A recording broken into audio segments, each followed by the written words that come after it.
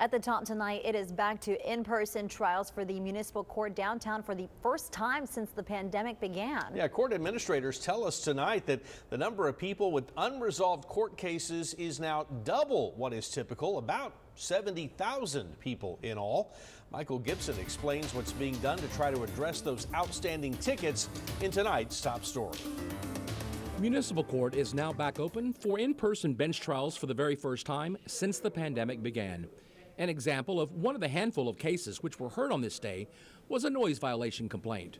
By the way, all COVID safety protocols are still being followed. We're going to require everybody that's in person in the courtrooms, they have to be wearing masks.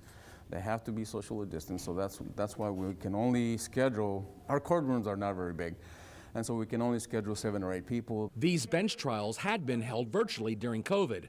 Right now, there are about 233 of these cases pending. Officials are hoping to get those cleared off the books by going back to the in-person trials.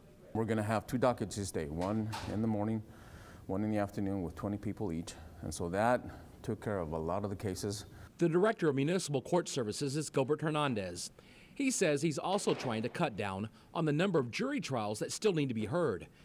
Back before October, there were some 600 of those cases, and now, after a set of special jury trials was held, that number is down to around 160.